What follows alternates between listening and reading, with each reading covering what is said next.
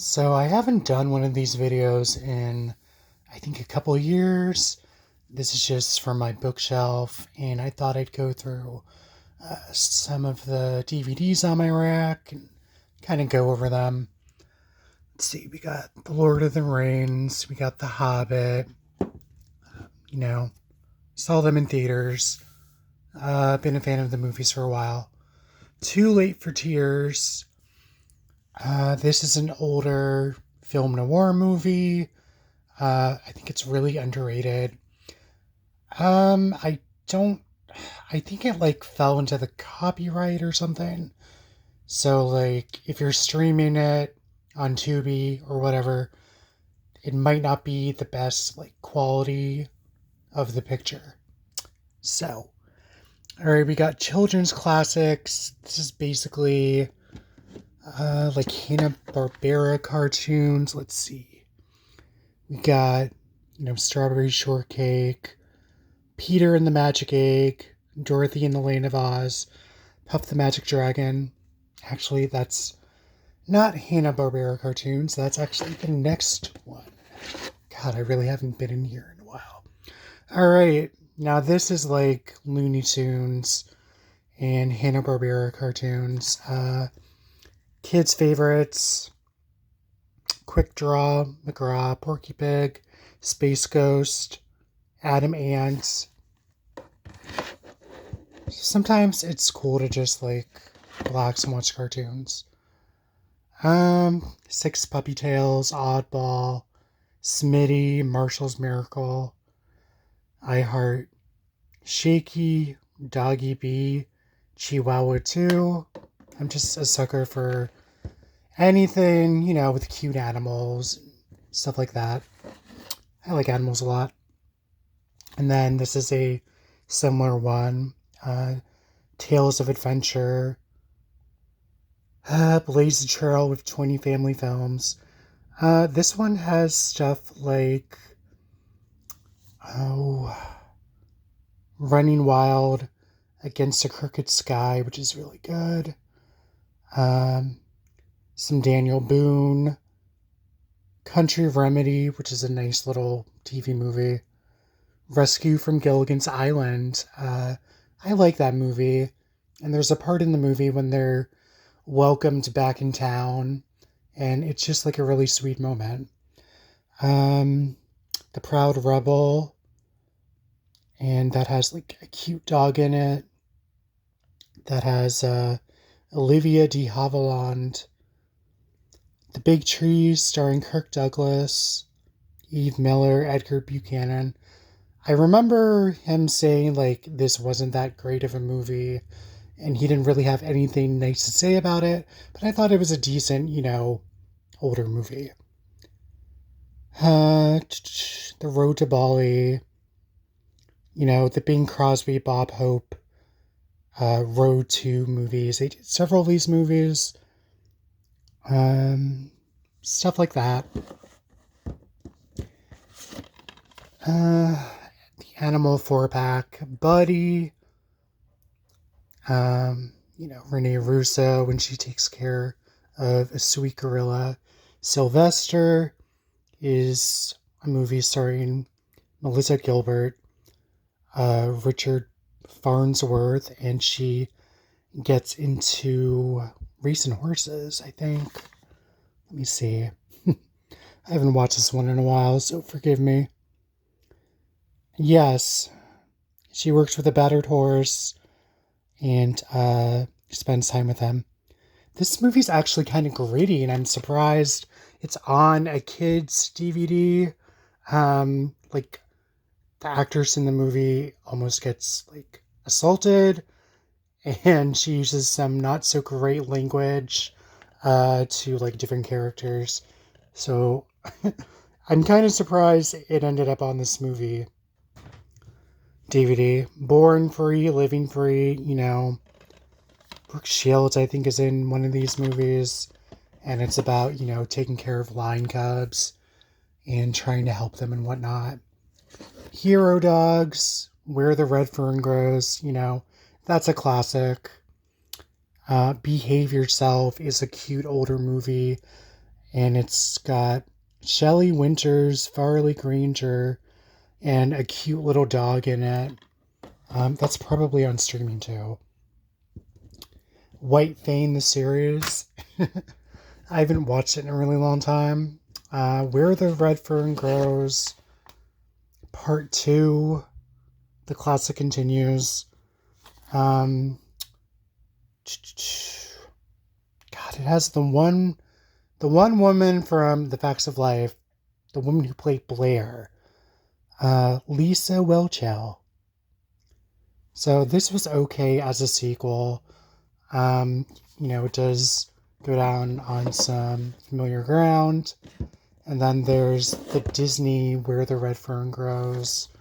I think it's from like 2003. Dave Matthews has a role in it. Yeah, I thought it was okay as like a reboot then. Benji the movie. I'm a big Benji fan. For the Love of Benji, the original Benji, Benji Off the Leash. And then I have Benji the Hunted, which again is kind of a gritty family movie. If you remember watching it, like certain sweet animal characters get taken away by birds of prey, and Benji is shown in a lot of distress. And his trainer, I can't remember his name, but he trained a lot of animals for movies. I think he was Orangey the Cat's trainer for Breakfast at Tiffany's.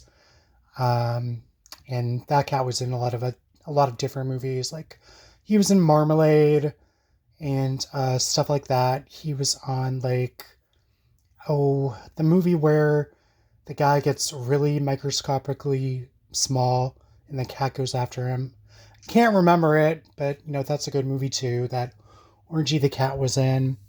Taboo Tales. These are just fun, like really old B movies. Reefer Madness, Test Tube Babies, Mad Youth, Delinquent Daughters, The Cocaine Fiends, The Marijuana Menace, Chain for Life, Sex Madness, The Wild and Wicked, She Should Have Said No, Gambling with Souls. And these are really older movies from like the 30s to like the 40s and 50s. Stuff like that, it dealt with like juvenile delinquents, prostitution, trafficking, drug addiction. Marijuana was like heavily demonized in those days, so it's kind of funny watching them because the movies are so over the top, but I just really enjoy them. Let's see. Teenage Caveman, The Viking Women and the Sea Serpent. These were, old exploitation movies. Teenage Caveman, and if you don't know this, it's basically what the M. Night movie, The Village, was basically borrowed from. Teenage Caveman, you have a young caveman. He's not allowed to leave, like, his community where he lives in some caves because he's told there's, like, a bunch of beasts in the valley, and, of course he doesn't listen. And, if you watch it, you'll probably be able to recognize what they took and wrote it in for the Village movie. So, yeah. The Jurassic Collection, The Killer Shrews, Creature, Attack of the Giant Leeches, The Giant Gila Monster, The Phantom from 10,000 Leagues, Voyage to the Prehistoric Planet, Piranha. I'm not even sure why it's on here. It's not the popular Piranha movie from the 70s. It's like another movie. It's like they said, well, we got some money and why don't we shoot some nature while the main characters basically go on vacation. And then the main character gets assaulted and there's like a 1-minute clip of piranhas attacking someone. And also like monkeys being thrown in front of the camera as they're being devoured by snakes. Yeah, a lot of these movies, they didn't really care about animals in those days. especially like the exploitation jungle movies, the cannibal movies. So I'm not really a big fan of those type of movies for how they treated animals. But, that's just me. They came from the 80s. This has got the original, The Fog, The Howling, The Burning, Pumpkinhead. Was really happy to find this. I found this at Walmart like a couple years ago, and now there's like nothing at Walmart.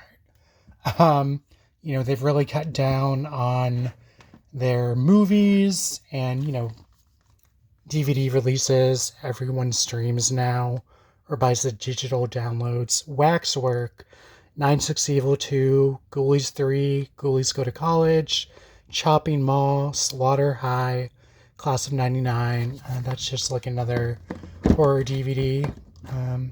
Get it in there. Dan Curtis's Dracula. I'm a fan of this. It stars Jack Palance. I have several of the Hammer Dracula movies that I love so much. One of them I have like on iTunes because I guess it's hard to find on DVD. Scars of Dracula, I have it on iTunes. Dracula, The Satanic Rites. I really liked what they did with that. And then, just some zombie movies. The Mortuary Collection. I think I reviewed this like a couple of years ago. It's been a while. And then I got the 8 Films to Die For, Autopsy, The Broken, Slaughter, The Butterfly Effect 3, Revelation, Perkins 14, Dying Breed, From Within, Voices.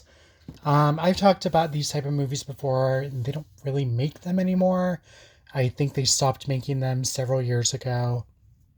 And as you can see, I got, Halloween, and I don't have the final Halloween. I'm not really encouraged to get DVDs anymore. I guess, they take up too much room. But, I'm happy to have what I have. Let's see. We got some more big bucks of horror. The original Prom Night. Prom Night 2, Hello Mary Lou. And then I have like part 3, part 4 of the Prom Night movies and the 2008 Prom Night reboot, which I know a lot of people don't like, but I really don't hate it. Like where they filmed it, the hotel was really cool.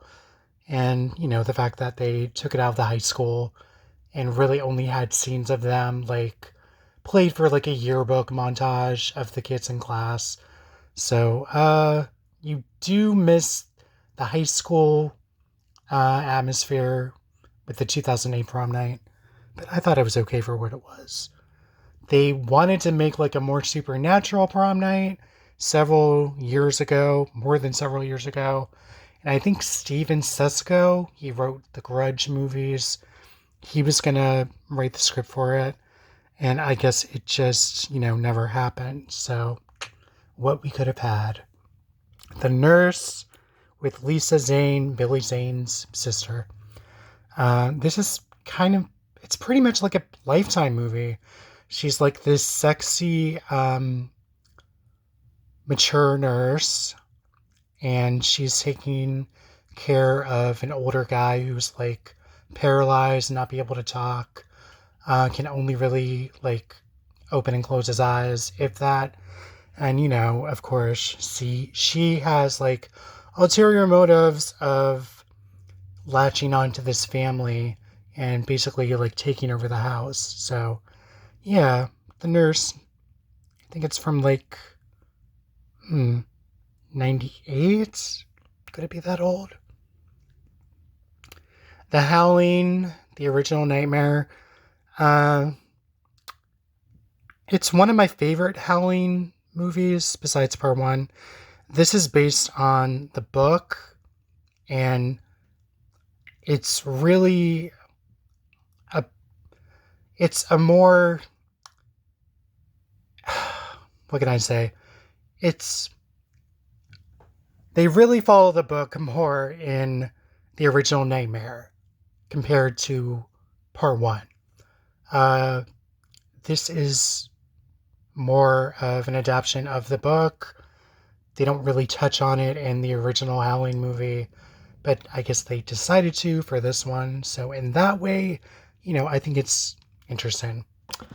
Um, I don't really like any of the other Howling movies. Part two, I think Christopher Lee was in it. Your sister's a werewolf. That was okay. And it had the sexy lead character. I think her name is Sybil, or her character's name was Sybil. Or I could be just mixing things up. Side effects. This was a 2004, 2005 movie. It's about kids like taking a designer drug and it basically turns them into like vampires pretty much. And it's set during Halloween and during a Halloween party. This was an early role of Amber Heard.